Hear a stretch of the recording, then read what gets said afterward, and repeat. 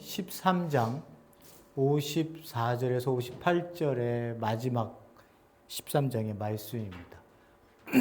함께 말씀을 보면서 우리가 어떻게 끝이 이렇게 맺어지고 있는지를 한번 볼 수 있기를 원합니다. 함께 54절부터 58절의 말씀 보도록 하겠습니다. 그리고 그분께서 당신의 고향에 가셔서 그들의 회당에서 그들을 가르치셨다. 그러자 그들이 놀라며 말하였다. 이 지혜와 기적들이 어디에서 이 사람에게 왔는가? 이 사람은 목수의 아들이 아닌가? 그의 어머니는 마리아라고 불리지 않는가? 또한 그의 형제들은 야고보와 요셉과 시몬과 유다가 아닌가? 그리고 그의 누이들도 우리와 함께 있지 않은가? 그런데 이 모든 것들이 어디서 이 사람에게 왔는가? 그리고 그들이 그분을 배척하였다. 그러자 예수께서 그들에게 말씀하셨다. 선지자가 자신의 고향과 집에서가 아니면 멸시를 받지 않는다. 그리고 그분께서 그곳에서는 그들의 불신앙 때문에 많은 기적들을 행하지 않으셨다. 아멘. 설교 제목을 누가 누구를 배척하나라고 하는 말씀을 오늘 저희들이 볼 주제를 갖고 한번 보기를 원합니다. 하나님이 못된 우리를 배척하셔야 되는데 이 땅에 오신 예수님을 우리가 배척하는 그런 아이러니가 지금 벌어지고 있죠. 교회에서도 우리가 하나님을 예배 드린다고 왔는데도 그리스도인이라고도 얘기하면서도 우리가 이웃을 배척하거나 내 형제를 배척하고 있지는 않나? 나의 행위가 하나님을 배척하는 그러한 행위 종교인으로 우리가 살아가고 있지는 않나? 이런 것들을 이제 보려고 합니다. 말씀을 구조가 이제 마지막 저희들이 그 54절에서 58절의 말씀을 보는데요. 그동안 여기서 하나님 나라의 이야기를 여러분들과 여러 각도에서 말씀을 드렸습니다. 어떻게 여러분들이 잘 하나님의 말씀을 영적으로 즐겁게 들으셔서 귀한 예수님의 말씀이 내 신앙의 삶에 단단한 기초가 되셨는지 모르겠습니다. 제가 여러분들과 함께 8가지 하나님 나라의 이야기를 나누면서 보기를 원했던 것들을 여러분들이 보셨으면 꼭 좋겠다는 생각을 합니다. 마무리 짓는 이 부분들이 이렇게 얘기를 하셔서 귀한 모습으로 많은 사람들이 또는 제자들이나 뭐 이런 어떤 좋은 이렇게 마무리가 되어졌으면 좋겠는데 사실은 그런 모습이 아니라 예수님이 배척당하시는 그 하나님의 나라가 결국은 세상 사람들이나 유대인들에게 받아들여지지 않는 그런 모습으로 13장이 마지막 끝을 맺고 있습니다. 제가 말씀을 보면서 왜 예수님이 배척을 당하시나? 왜 그들은 또 이렇게밖에 얘기하지 않을 수밖에 없나?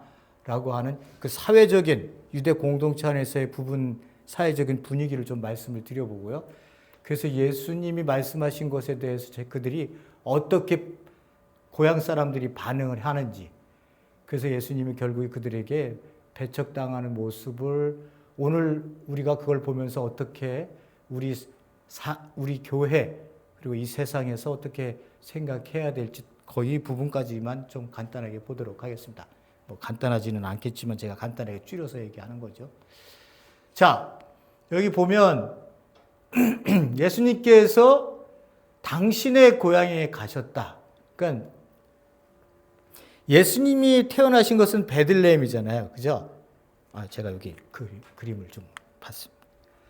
잘 보이실지 모르겠는데 제가 여러 군데를 찾았는데 얘가 그래도 제일 나아서 이렇게 갖고 왔는데 너무 촘촘히 있어서 나사렛은 여기 있습니다. 갈릴리 지역을 얘기할 때 예수님의 사역의 중심지가 뭐라고요? 갈릴리 지역이었어요. 그러니까 갈릴리는 마을이 아니라 갈릴리 이렇게 지역이에요.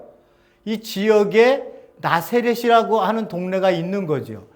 여기 예루살렘이 여기 있고요. 베들레헴은 좀 더 밑에 있어요.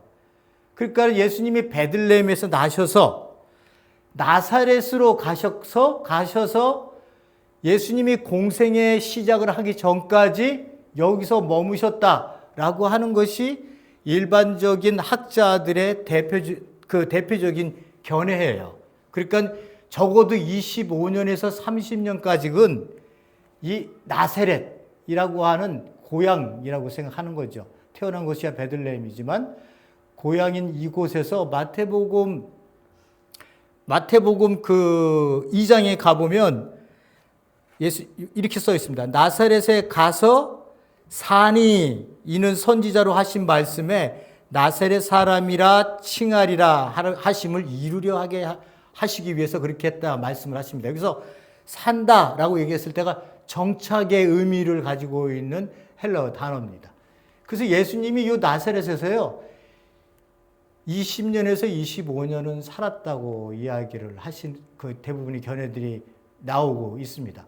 갈릴리 호숫가 여기는 어디예요? 여기를 제가 여기를 따로 이렇게 있는 부분을 지도를 찾았는데 예수님의 공생의 사역, 그러니까 나사렛에서 30세까지 사셨다면 내가 이제 공생애를 시작해야겠구나, 하나님의 사역을 시작해야겠구나라고 시작해서 가신 곳이 여기 가버나움이었어요. 가버나움. 그러니까 식구들은 여기에 살았을지는 모르지만 예수님의 거처는 가버나움이셨다라고 하는 이야기를 학자들이 많이 얘기를 합니다. 그런 의미로 받아들여서 생각을 하면 예수님의 공생애가 이 갈릴리라고 하는 이 지역에서 예수님의 공생애가 시작했을 때 여기 그 가버나움으로 가셔서 이 동네를 다 이렇게 돌아다니시면서 사역을 하셨던 거죠. 나사렛이라고 하는 동네는요, 그 말 그대로 이 나사렛 갈릴리 전체가 그렇습니다만은 갈릴리 지역의 그 지역마다의 마을이 대부분이 200명에서 400명 규모의 마을이에요. 그러니까 200명에서 400명의 규모의 마을이니까 예수님이 나사렛에서 사셨을 때 예수님이 어릴 때부터 어떻게 자라고 그 집안 식구들이 어떠한 그 삶의 테두리 안에서 살고 있다고 하는 것을 전부 이웃인 사람들이 전부 알고 있었어요. 그래서 125년에 AD 125년경에 쓴 도마의 유아 복음서라고 하는 게 있습니다. 거기에 보면 예수님에 대한 이야기, 어릴 때 시절의 얘기를 이렇게 써놨어요. 그러니까 그게 복음서로 채택이 안 된 거 보면 믿거나 말거나 할 수 있는, 정경으로 넣을 수 없는 그러한 책이죠. 근데 사람들이 그런 거에 또 관심이 굉장히 많잖아요.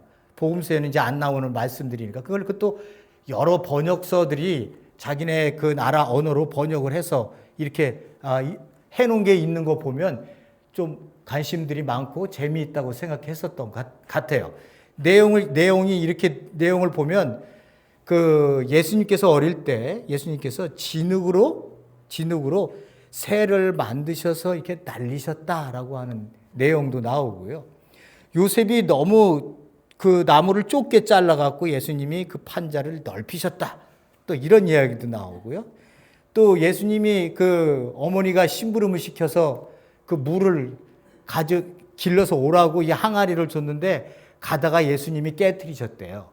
그 깨트리셔서 그 물을 못 갖고 오니까 자기가 가지고 있는 그 옷으로 이렇게 물을 여기다 담아서 이렇게 집으로 갖고 왔다는 얘기도 담겨 있고요. 또 그 동생 야고보가 독사에 물렸는데 예수님이 그거를 치료해 주셨다라고 하는 그러한 이야기들이 있습니다.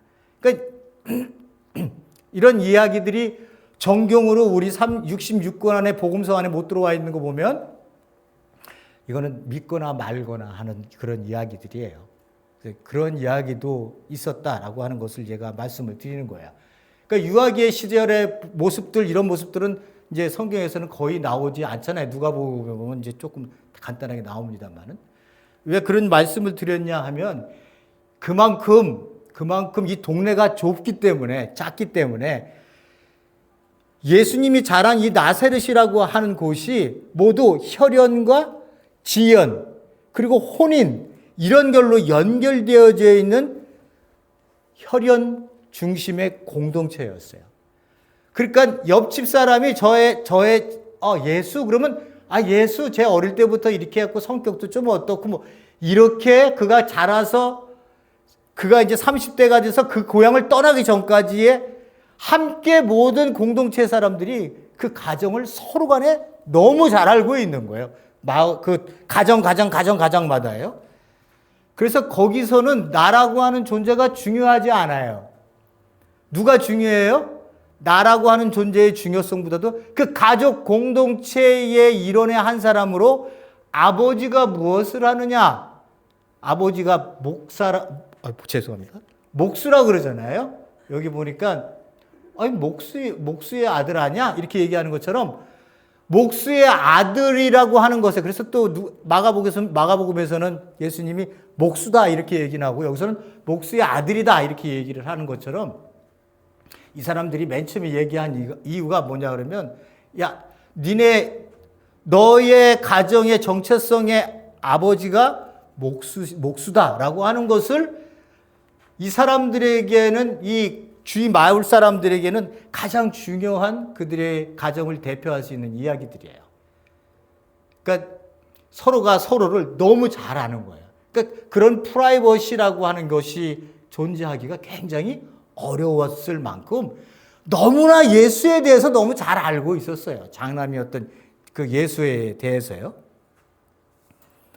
이게 갈릴리 지역의 전체적인 지역의 그 농촌 마을마다의 모습들이었어요. 나사렛도 예외는 아니었습니다. 그래서 요세푸스가 역사가였던 요세푸스가 이제 남긴 글을 보면 갈릴리 사람들이요. 자기 공동체의 질서와 명예를 굉장히 극도로 중시를 했답니다. 제 얘기 아니에요. 요세푸스 1세기 당시에 요세푸스라고 하는 역사가가 쓴 거예요. 이 사람이 거기서 자랐으니까. 예?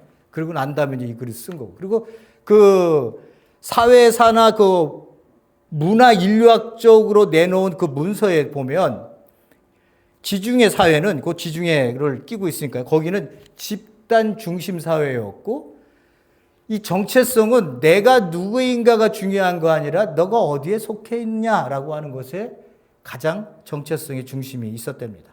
그리고 명예와 수치. 네가 우리 마을에서 명예를 더럽혀? 그러면은 이거는 진짜 거기서 쫓겨날 수밖에 없는 거예요. 이 공동체에서. 그래서 명예와 수치, 이러한 문화가 굉장히 그들 가운데는 강했고요. 마을의 명예를 어지럽히고 뭐 이러는 것들에 대해서는 그들은 결코 용납하지 않았던 사회가 그 사회랍니다. 그리고 갈릴리 마을에 대해서 연구한 그 모습들, 얘기들을 보면 여러분들도 여기서 보시는 것처럼 갈릴리가 여기 있잖아요. 그죠? 갈릴리가 여기 있으니까 맨날 이쪽 지방에서 그 바벨론, 메소포타미아 이쪽에서 전쟁만 치고 들어오면 맨날 이쪽으로 치고 들어와서 외부의 영향을 굉장히 많이 받았어요. 외부의 영향을 굉장히 많이 받으니까 어떻게 해요? 이방 민족들이 가지고 있는 문화에 대한 그런 것들도 접촉을 굉장히 많이 했었고 포로로 자기네들이 이 나라가 점령당했을 때 여기부터 점령시키지 여기는 나중에 점령당하잖아요. 그죠? 사마리아 이쪽 동네는 전부 다 언제요? 722년에 다 망하잖아요. 북이스라엘에. 남유다는 856년? 7년? 요때 망하고요. 그러니까 여기서부터 갈릴리는 굉장히 외부 지역으로부터 굉장히 많은 외침도 많이 받았고 많이 외래 문화도 먼저 받아들이게 되고 하는 그러한 조금은 그런 곳이에요. 자, 여기에서 예수님께서 가버나움으로 오셨다고 하는 건 가버나움은 농촌하고는 다른 어업과 상업이 발달되어진 굉장히 큰 도시예요. 이 가버나움이요. 근데 예수님의 공생애를 여기서 시작하지 아니하시고 나사렛도 아니하시고 이 가버나움으로 가셔서 시작을 하시는 모습을 볼 수 있습니다. 예수님의 그 자기 사역의 목표가 가버나움으로 먼저 잡으셨다고 하는 것을 여러분들이 좀 이해할 수 있는 거죠. 얘기를 이제 넘어가 보도록 하겠습니다. 이 고향에 대해서 제가 말씀을 드렸죠. 고향은 굉장히 혈연 공동체였기 때문에 서로가 서로를 너무 잘 알고 있었고 마을의 명예가 굉장히 우선시 되어지는 그러한 공동체였습니다. 자, 거기서 가셔서 회당에 들어가서 그들을 가르치셨다. 이렇게 얘기를 하고 있습니다. 회당은요, 회당장이 있어서 회당장은 자기가 직접 가르치기보다는 인도자예요. 예배하는 그 인도자의 모습이에요. 그러니까 뭐 설교를 한다기보다는 진행을 맡은 진행자라고 보면 맞는 그러한 회당장의 역할이 있습니다. 회당을 잘 관리해야 되고요. 그 다음 요번에 와서 누가 와서 설교를 해야 될까, 가르쳐야 될까라고 하는 부분들을 이 회당장이 결정을 내린다고 합니다. 유대인 남자라면 전부 다 회당에서 가르칠 수 있는 게 일반적인 법칙이에요. 일반적인 규례예요. 그 사람들한테요. 근데 이때 당시에 그렇게 하기보다는 뭐 외부에서 왔었던 교사 아니면은 말씀을 잘 알고 있었던 그 마을 사람들의 뭐 어떤 그 청년이나 그 마을 사람들 중에 말씀을 잘하는 자들 또는 랍비 이런 사람들이 대부분이 말씀을 가르치는 역할을 했다고 해요. 근데 그들이 가르칠 때 뭐라고 가르치냐면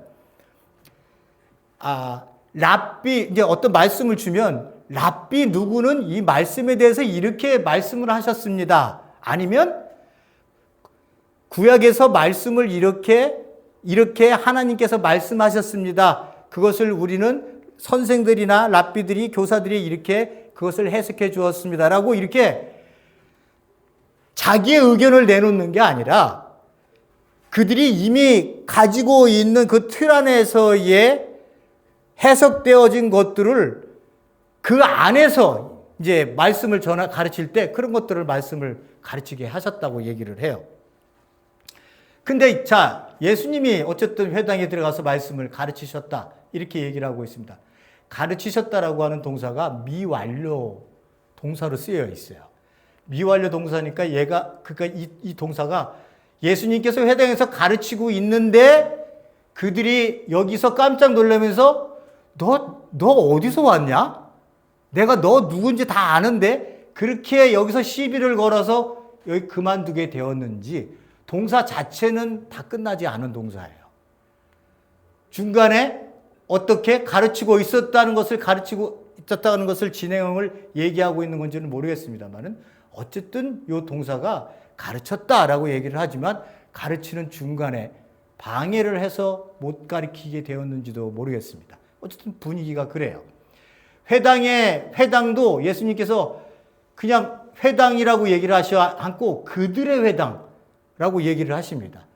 거리를 두세요. 예수님이 말씀하시고.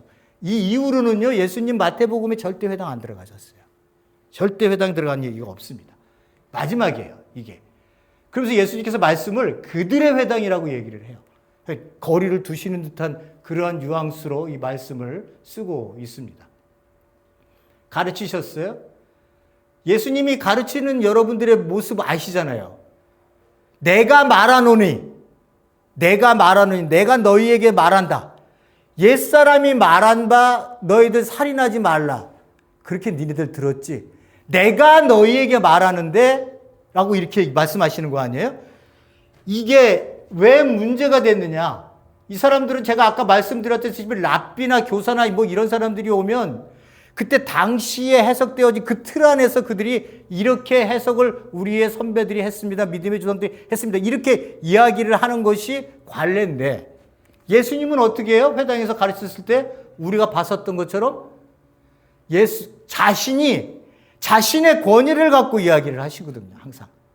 내가 너희들에게 말하노니 또는 옛사람이 말한 바 구약의 모세가 말한 것을 이렇게 접어두시고 그거보다 권위가 넘어선 이야기를 예수님이 말씀을 하십니다. 그래서 예수님이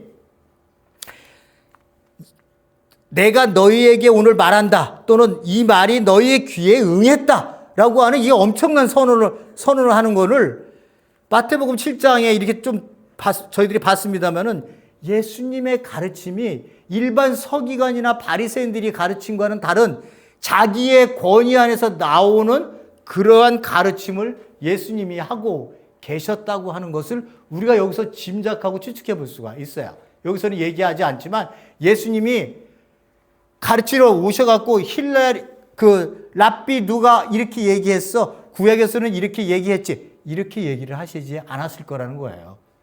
왜? 앞에서 봤다시피 예수님은 자기의 권위로 그 얘기했었던 규례, 자기들이 그 가르침의 규례를 넘어서서 예수님은 자기의 권위로 하나님께서 주신 권위로 말씀을 주시는 거 아니에요. 그러니까 듣는 무리들이 어떻게 해요? 깜짝 놀라는 거예요. 이 사람의 권위가 대체, 이 사람은 권위가 우리가 지금까지 가르침을 받았던 랍비들이나 서기관들의 이야기하고는 차원이 다른 자기의 권위로 얘기를 하고 있네. 그러면서 그들이 놀랬던 거예요. 오늘 여기서도 보니까 그들이 놀랬다 이렇게 얘기를 하고 있습니다. 그러면서 뭐라고 얘기했냐? 지혜와 기적들. 지혜는 대부분 말씀 하실 때 썼었던 단어들에 들어가고요. 이 기적들은 예수님이 능력을 행하실 때 말씀의 단어입니다. 이것들이 어디에서 이 사람에게 왔는가? 예수님은 가르치셨다고 그러는데 왜 이런 이야기들을 하지? 이렇게 우리가 이 의문을 가질 수도 있잖아요. 그러니까 회당 갈릴리 지역이에요. 갈릴리 지역에서 예수님께서 이 가버나움을 중심으로 이 큰 도시들을 중심으로 이 자기의 사역을 하셨을 때 이 동네 온 갈릴리 사람들이 예수님에게 낫기 위해서 전부 오는 그러한 이야기를 성경에서 얘기하는 것처럼 나사렛 사람들도 예수님이 어떤 능력을 행하고 있었다는 건 알고 계셨던 거예요. 그들이 듣고 해서요. 그래서 가르치셨다는 것과 함께 능력하는 것들이 어디에서 이 사람에게서 왔는가? 여기 어디에서 이 사람에게 왔는가? 그리고 요 맨 끝에 어디에서 이 사람에게 왔는가? 이거 똑같아요. 이거를 뭐라고 얘기한다고요? 이제 마태가 잘 쓰고 있는, 유대인들이 잘 쓰는 문학장치, 인크루지오. 양쪽에 양쪽에 빵을 딱 놓고 그 안에 알맹이를 중심으로 이야기를 강조하려고 하는 거예요. 뭔 얘기예요? 여기 얘기가요? 너 목수아들 아냐? 너 목수아들. 내가 네 아버지 누구인지 다 알아. 너도 목수잖아. 이렇게 얘기하는 거예요. 기적이 어디서 왔지? 이런 것들이, 이 막강한 이 파워들이 하늘로부터 오지 않으면 안 된다는 것을 자기네들이 인정을 해야 되는데, 내가 보고 익숙한 30년 동안 내가 봤었던 그 예수, 이 집안의 그런 곳으로 그들의 관점이 쫓기는 거예요. 관점이 포커스가 맞춰지는 거예요. 그러니까 그 어머니 마리아, 내가 알지. 우리가 모두 알아. 우리 형제들이, 우리 동네 마을 사람들이, 형제들은 야고보와 요셉, 시몬, 유다, 그리고 네 누이들도 우리와 함께 있잖아. 너 이거 어디서 오는 거야? 얘기를 하는 거예요. 바리새인들, 바리새인들, 서기관들은 뭐라 그랬어요? 이런 권능이 어디서 온다 그랬어요? 바알세불, 마귀에게서 온다. 이렇게 얘기하잖아요. 이 사람들은 그런 얘기를 하지 않고 있지만, 이 사람들이 보고 있는 이 예수는 이러한 기적과 능력들이 오는 것을, 하나님의 계시로부터 오는 것을 받아들이려고 하지 않고 자기네들이 가지고 있는 자기의 틀 안에서 봤었던 30년의 그 기간 동안에 봤었던 그 가정에서 그 예수를 보고 있는 거예요. 인간을 보고 있는 거예요. 인간을. 그래서 어디서부터 오는지, 하나님으로부터 오는지를 그들은 거부를 하고 있어요. 그게 57절에서 얘기하는 그들이 그분을 배척했다는 거예요. 이방인이 배척한 게 아니에요. 여기 말씀 보면요. 이방인이 예수님이 이방 나라에 갔을 때 이방 사람들이 배척하거나 그랬다는 얘기는 안 나오는데, 배척을 누가 하느냐? 하나님의 말씀을 붙들고 있다는 구약의 백성들, 자기의 믿음의 선조서로부터 듣고 지금까지 자라며 지켜왔던 율법을 너무 잘 알고 있다고 하는 사람들, 하나님으로부터 선택되어졌다고 자랑하면서 이방인들은 지옥의 땔감으로밖에 여기지 않았던 이 사람들의 그 보는 그 안이, 그 영적인 눈이 항상 여기에 갇혀 있는 거예요. 사회적으로 공동체 안에서 자기네들이 봤었던 인간적인 그 가문의 모습으로 모든 것을 그들은 판단을 내립니다. 그래서 예수님께서 그들에게 말씀하시기를 뭐라고 말씀하시냐? 고향과 집에서가 아니면 멸시를 받지 않는다. 다른 곳에서는 전부 그래도 자기에게 예수님께서 하시는 사역에 대해서 반응을 보이면서 그를 따라오는 자들도 있지만 가장 어떻게 생각하면 가장 예수가 저런 모습을 그런 지혜와 능력을 나타내면 그 주위 사람들이 어디서 저런 게 오는 거지 하고 예수님께 질문을 하면서 당신이 오는 것이 어디로부터 오는 것입니까? 제가 당신을 믿어야 됩니까? 말아야 됩니까? 내가 봐서 당신 예수는 이런 사람이 아니었는데 어떻게 이런 일을 지금 하고 있습니까? 라고 예수님께 질문하는 사람 한 사람도 없고 질문 자체가 전부 부정적인 질문으로 자기들끼리 저 인간은 어디에서 왔다고요? 내 옆집에 있더니 우리 농촌 마을에 있었던 그러한 사람이야, 가문이야, 집안이야 이렇게밖에 생각하지 않는다는 거예요. 그러니까 이 영적으로 갇혀 있는 이 사람들에게 예수님께서 하시는 말씀은 그들이 나를 인정하지 않는다. 그리고서 뭐라고 말씀하세요? 그들의 불신앙 때문에 손톱만한 겨자씨만한 믿음도 있다고 얘기하는 게 아니라 불신앙이에요. 불신앙. 그래서 많은 기적을 예수님이 행하지 않았다. 행하지 않았다고 하는 게 예수님께서 마가복음에 가면 또 그거를 다르게 표현을 하셔서 예수님이 불신앙 때문에 기적이 안 일어났다고 하는 그런 뉘앙스를 얘기를 합니다만은 여기서는 그런 의미보다는 그들이 불신앙으로 마음을 닫아놨기 때문에 예수님께서 어떻게 해요? 그들에게는 능력을 행치 않으신 것으로 마태는 이렇게 해석을 하고 있습니다. 여러분들이 이 부분들을 읽으시면서 잘 이해하시겠죠? 예?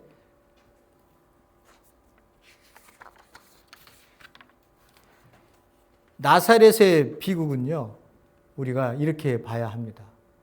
너무 익숙한 것이, 너무 익숙한 가문, 너무 익숙한 나의 이웃, 너무 익숙한 나의 공동체가요. 인간 예수를 30년 동안 봤잖아요. 그 익숙함이 우리가 예수를 안다고 생각을 하는 거예요. 이 확신이 그들에게 하나님의 계시를 막는 그 마음의 다짐이었어요. 자기네들이 알고 있는 예수는 그런 사람이 아니라는 거예요. 그 확신이 결국은 내가 너를 알아. 그러면서 막 얘기하는 이 가문의 이야기, 엄마, 아버지, 형제, 자매들을 얘기하는 것처럼 내가 네 가정을 알아. 이 안다고 하는 것들 때문에 이 익숙함이 예수님의 계시를 그들이 거부하고 있습니다. 그러니까 그들이 새로운 시대의 도래를 그 새로운 시대의 도래를 예수 그리스도를 통해서 왔다고 하는 것을 그리고 오고 있다고 하는 것을 그들이 보지 못하고 있는 거예요. 그래서 우리가 13장에서도 봤었죠. 보지만 보지 못하고 듣지만 듣지 못한다는 거예요. 깨달지를 못한다는 거예요. 예수님이 앞에 말씀하셨던 것처럼. 그걸 불행하게도 자기 고향 사람들이 이 일을 지금 이 모습을 그대로 예수님에게 보여주고 있다고 하는 것을 얘기하고 있습니다. 우리의 고정관념, 우리가 가지고 있는 선입견은요, 이거는 정말 우리의 뇌 구조가 어떻게 되었는지에 대해서 뇌를 연구하는 사람들은 또 그런 것들이 당연히 우리의 삶 속에서 뇌가 그거를 하고 있어서 당연히 그렇게 할 수 있다고는 얘기를 해요. 제가 그거는 전문적으로 알지는 못합니다만은 간단하게 읽어본 그 뇌 전문가들이 써놓은 거 보면은 내가 누군가를 만나면 저 사람에 대해서 가지고 있는 이 선입견, 이 고정관념, 고정틀이 이미 벌써 형성되어 있다고 이야기를 합니다. 오늘날 우리가 그것을 너무 많이 행하고 있잖아요. 사람을 만나면 너는 1년에 몇만 불, 몇십만 불 버는 사람의 인생이야? 이런 관념이 있잖아요, 벌써. 그래서 사람을 만나면 우리는 벌써 저 사람이 어떤 존재인가라고 생각하기보다는 그 존재가 가지고 있는 여기 붙여져 있는 이 명찰에 관심이 많아요. 사회적으로 가지고 있는 명찰. 그래서 이 계급장에 여기에 이 사람은 10만 불짜리 인생이야. 저 사람은 20만 불짜리 인생이야. 저 사람은 엄청난 인생이야. 저 사람은 볼품없어. 저 사람은 만나도 나에게 뭐 득이 되지 않아. 이렇게 머릿속으로 벌써 우리가 계산되어서 누군가를 만나는 사람들이 이 세상 속에는 엄청 많이 존재합니다. 그래서 뭐 사람에게 배신을 당했니, 뭐 네가 나에게 뭐 이럴 수 있느니, 이럴 수 없니, 뭐 이런 얘기들을 하는 것들이 결국은 우리 자신들을 우리가 보는 이 안이 전부 다 선입견 속에서 그렇게 해왔다는 거예요. 내 자식이 내가 나에게 보여주는 모습이 저놈은 항상 저래. 저 성격으로 저렇게 살다가 끝까지 죽을 거야. 이렇게 생각하면 그 아이는 나와의 관계 속에서 절대의 변화를 얻지를 못해요. 나와의 관계 속에서는. 내가 그 누군가를 만났을 때 다른 사람이 그 사람을 보고 저 A라고 하는 애는 쟤 참 나쁜 애야. 이렇게 다른 사람이 얘기했는데 내가 봤는데 나이스하고 사람 좋고 말을 들어보고 과거 얘기를 들어보니 그의 아픔이 그를 그렇게 만들어 놓은 거지. 그는 결코 그렇게 나쁜 사람이 아니구나라고 하는 것을 내가 그 사람을 통해서 알았어요. 근데 또 한 사람은 뭐라고 생각하냐면요. 확신에 차서 선입견을 갖고 있는 사람은 그 A를 만나서 선한 모습을 봤음에도 불구하고 변할 수 있는 사람이라고 함에도 불구하고 그 사람은 이렇게 생각합니다. 페이크야, 쟤. 지금 가짜 자기를 나에게 보여주고 있는 거야. 이렇게 얘기를 해서 관계를 자기가 가지고 있는 고정의 틀 안에서 바꾸지를 않는 사람들이 있어요. 제가 충격적인, 또 제가 아는 얘기만 맨날 하면서 제가 죄송한데, 여러분들 나중에 여기 서서 뭐 설교하실 때 기간을 주시면 여러분들도 여러분 얘기 하시기 바랍니다.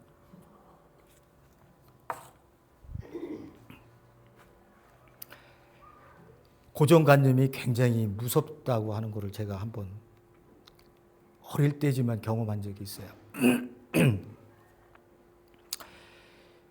옛날에는 이제 미군 기지들이 많이 이렇게 있었잖아요. 춘천에도 있고, 저희들이 의정부, 동두천 뭐 이런 지역에 많이 있었습니다. 저희 아버님은 이제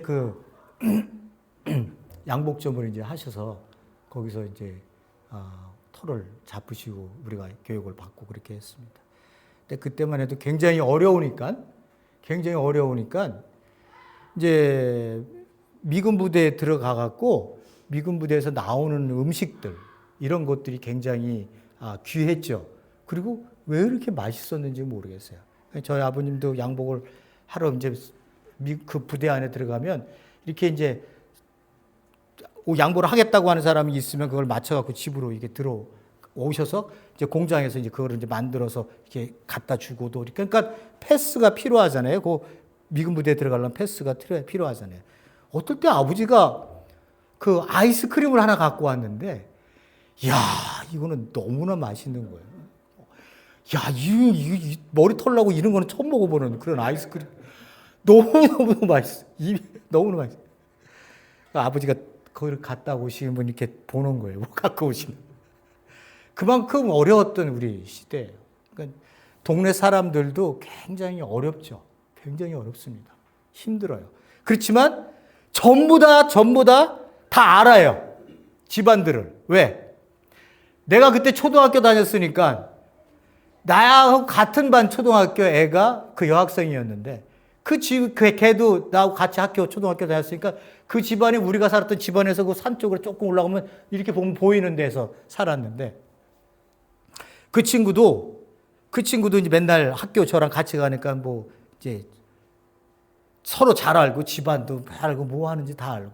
근데 그 윗집의 아이의 그 형제가 몇 있어요. 남자 형제가 있었는데 남자 형제 중에 한 사람이 그 아들이 굉장히 동네의 인심을 굉장히 잃었어요.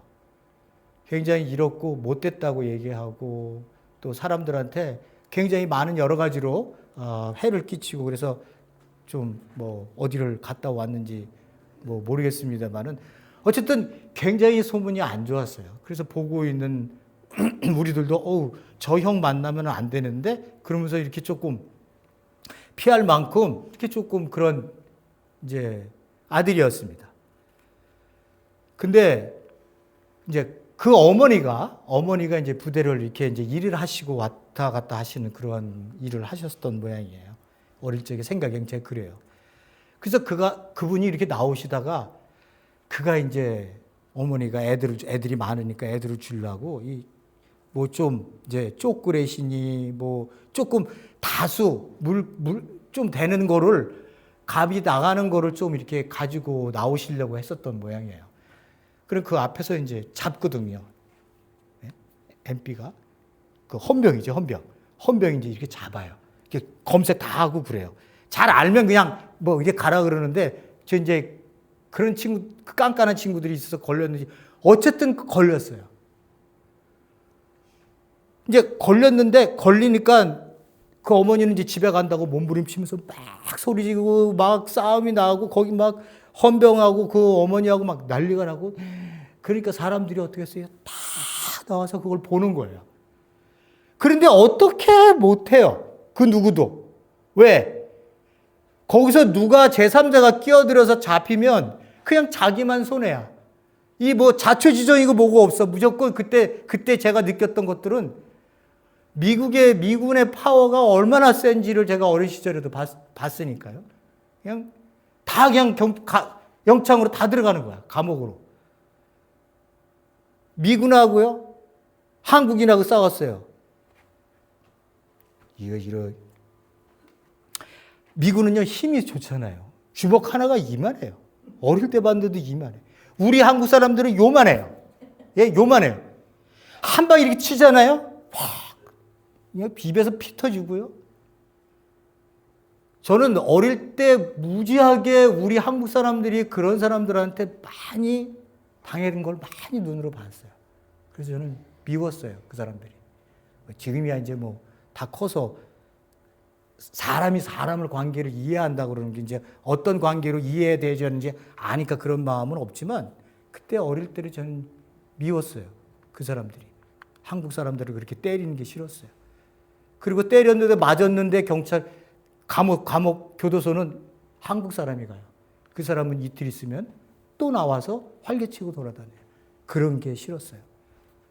우리가 약소국이니까 할 수 없이. 그러니까 그 어머니도 제 친구의 어머니도 없으니까 그거를 갖고 나오려다 잡힌 거예요. 그러다가 난리가 났어요. 동네 사람들 다 모였습니다. 누구도 손을 못 대는 상황. 근데 그 상황 속에서 한 사람이 모든 사람들이 지켜보는데 한 애가 앞 쫙 달려 들어갔습니다. 그 아들이었어요. 욕먹는 아들. 다른 아들들은 없겠어요? 다른 아들들도 있었습니다. 근데 그 아들이 그 헌병을 끌어안았어요. 그러니까 엄마는 도망갈 수 있었어요. 헌병한테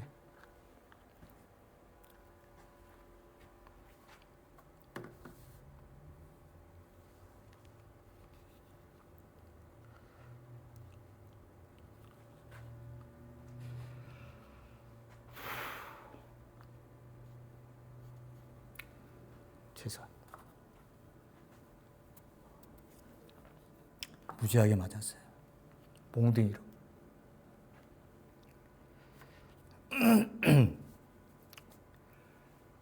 제가 지금 그 생각을 하는 이유는 생각을 하는 이유 중에 하나가 비유를 드는 이유는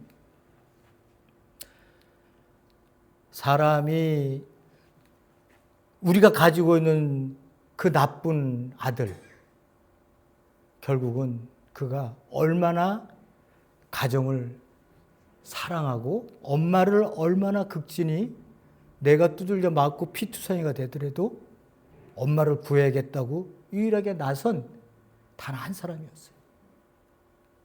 단 한 사람.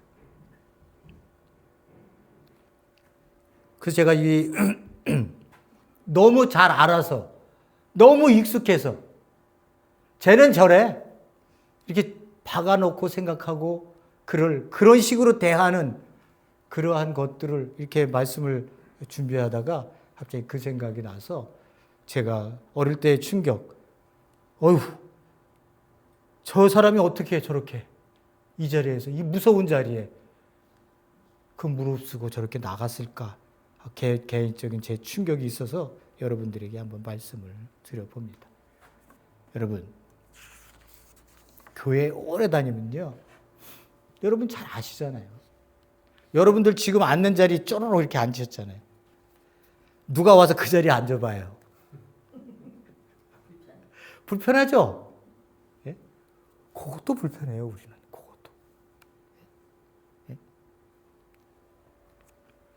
익숙한 건요, 익숙한 건 물이 고이면 썩듯이 익숙한 것이 나에게 하나님의 나라의 복음으로 나에게 던져주는 이 말씀들이 오늘날도 이렇게 숱하게 수많은 곳에서 선포되어지는데 그것이 나에게 그냥 익숙해. 에이, 내가 아는 얘기야. 이야기야. 그런 얘기 또 좋은 얘기 하겠지. 이렇게 하나님의 말씀이 익숙함으로 들리기 시작하면 내 신앙은 이제 안질뱅이 신앙이 돼서 썩어져 가는 거예요.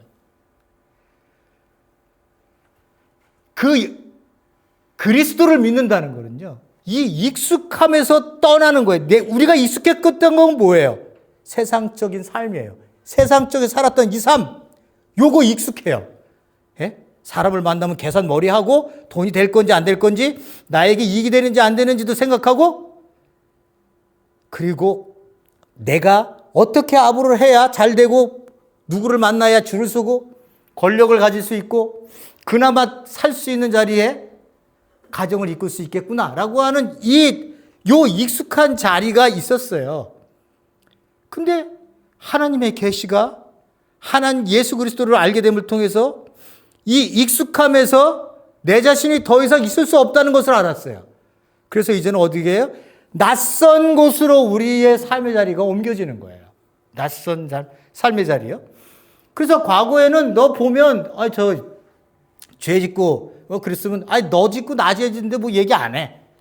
근데 이제는 제가 죄를 지면 내가 변한 사람, 익숙한 것이 아니라 거칠은 새로운 삶의 자리로 둥지를 틀었기 때문에 너를 만났을 때 내가 옛날에 너를 보지 않아.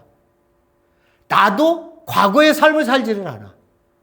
익숙한 자리를 떠나서 우리가 어디에요? 낯선 삶의 자리로 거기에 둥지를 트는 거예요. 거기에 둥지를 트는 거예요. 그 둥지는 항상 옮겨 다닐 수가 있어요. 우리의 신앙이라고 하는 것이 항상 자라야 되는 것처럼 항상 그 자리가 항상 존재하고 그렇게 상태로만 우리가 자랄 수가 없다고요. 아이가 젖 먹다가 일어나서 커서 걷는 것처럼 우리도 그렇게는 살 수 없는 거예요. 계속해서 우리는 낯선 삶의 자리를 찾아서 하나님이 주신 그 자리에 들어가야 되는 존재들이 우리 그리스도인들이는 거예요. 안다고 생각하는 건요, 안다고 생각하는 것은 익숙할 수 있고 익숙하다는 거 하는 것은 내 틀 안에 머리 안에서 다 이해되는 거예요. 교회가 안 변한다. 이렇게 많이 말씀을 선포된 교회가 안 변한다. 왜 안 변하겠어요? 다 머리로 이해하고 있으니까. 다 머리로 이해하는 거예요. 교회 와서 누가 이렇게 얘기하면 다 머리를 해요. 머리로 이해를 해요. 마음으로 이걸 받아들이지는 못해요. 그 마음으로 받아들이면 어떤 일이 생겨요? 내 마음에 변화가 생겨요. 낯선 삶의 자리로 또다시 내가 가야 되는 거예요. 아플 수 있어요. 그렇지만 일어나야 하는 자리가 일어나야 할 때가 있는 그 기회들이 항상 우리에게는 말씀으로 우리에게 오는 거예요. 교회에 많이 이렇게 오셔서 어떻게 해야 될지를 다 아시잖아요. 그죠? 목사 오늘 또 설교하네. 우리 또 찬양하네. 그러면 이 나사렛 고향의 사람이 우리도 될 수밖에 없다는 거예요. 우리가 이 위험에서 빠져나가기 위해서는 교회가 항상 교회가 기도할 때 이 교회 공동체가 어떻게 하나님께서 성령님께서 우리에게 우리의 자리를 어디로 인도하실지를 관심을 갖고 기도하고 그 자리가 어디인지라도 하나님 우리는 가겠습니다라고 하는 이 항상 하나님 안에서의 이 자리가 좋아가 아니라 어디든지 내가 가겠습니다라고 하는 이 열린 의식이 항상 있어야 되는 거예요. 여러분이나 저나 교회를 볼 때는 항상 그곳으로 가는 거예요. 야, 저 교회가 저렇게 하니까 성도들이 엄청 많이 늘어났어. 야, 우리가 목적이 이끄는 사람, 여기로 가야지. 여기로 가야 되는 거야. 그 세들면 교회 막, 거기로 그 사람들이 세상 교회가 그렇게 간다 하더라도 우리는 우리가 가지고 있는 하나님이 보여주신 우리의 길이 있어요. 가든 새들백으로 가. 새들백이 뭐 목적이 이끄는 사람으로 가. 그 사람들은 가겠죠. 그러나 우리는요, 또 다른 우리 교회의 사명이 또 있어요. 우리가 가야 할 길, 그 길은 익숙한 길이 아니에요. 그 길은 또 다른 삶의 길이에요. 거기로 우리가 가야 되는 거예요. 개인 신앙 똑같아요. 개인 신앙도 똑같아요. 내가 지금 있는 이 자리, 나의 목사의 자리가 좋아. 뭐 가르치고 조금 이렇게 해서 여러분들에게 좋은 얘기하고 그러면 은혜 받았다 그러면 기분이나 좋아지고 제가 그렇게 생각하면은 저는 이미 썩은 테두리 안에서 지금 제 자신이 썩어가고 있는 거예요. 네? 썩어가고 있는 거예요. 여러분의 신앙이나 제 신앙이나 똑같이 하나님 안에서 가슴을 열고요. 여러분들이 가지고 있는 인식의 틀을 열어놓으세요. 이렇게 좀 열어놓으세요. 성령님이 뭘 말씀하시려고 하는지. 그래서 내가 변화져야 되는 거 아니에요. 안 변화져야지고 계속 365일 동안 계속 어떻게 그렇게 살 수가 있어요, 우리가? 그렇게 못 살아요. 예? 새로운 것을 보여주세요. 새로운 엄청난 걸 보여달라는 게 아니라 새로운 영적인 눈을 떠주게 해주세요. 하나님, 저는 왜 이렇게 계속 이렇게 요 상태에서만 있습니까? 새로운 눈의 영을 떠주게 해주세요. 그럼 말씀을 인격으로 받아서 읽으세요. 말씀을 인격으로 받아서 읽으세요. 좋은 얘기, 예수님이 맨날 했던 얘기라고 생각하지 마시고요. 단어 하나에 줄을 쳐가면서 말씀이 나에게 주는 그 의미를 찾으세요. 내가 그렇게 하지 않으면 변하지 않아요. 목사가 아무리 엄청난 설교를 잘해. 그럼 사람들은 그렇게 나가면서, 은혜 받았어. 은혜 받았어. 너 은혜 받았어? 야, 너 울더라? 아무리 그래도요, 그건 그 순간이에요. 안 변해요. 사람이 그렇게 쉽게 변하지 않습니다. 변할 수 있는 힘은 말씀에 있어요. 말씀이 내 안에 들어와요. 나를 쳐야 돼요. 그래야 내가 변합니다. 사랑. 과거의 사랑? 다 알지, 사랑. 머릿속엔 다 이해해요. 사랑이 뭔지. 그리스도의 사랑. 날 위해 죽었다며? 그 사랑 알죠. 근데 그 사랑이 내 가슴을 치고 들어와서 내 가슴 속에서 이 사랑이 느껴지고 이 사랑 때문에 내가 나라고 하는 존재를 보게 되고 무릎 꿇고 하나님 앞에 콧물 눈물을 흘리면서 내 인생 헛되게 살았습니다. 라고 하는 이 관계로 이렇게 말씀으로 들어가서 내 자신이 바뀌지 않으면 안 바뀌어요, 여러분. 안 바뀌어요. 머리로요? 머리로 아무리 수많은 지식을 넣어놔도요. 테크닉은 변할 수 있겠지만 지식은 늘어나겠지만 머리는 크겠지만 안 바뀝니다. 성령님의 능력을 믿으시죠? 우린 그리스도인들이기 때문에 믿습니다. 그 성령님을 믿는다고 할 때 그 믿음은요.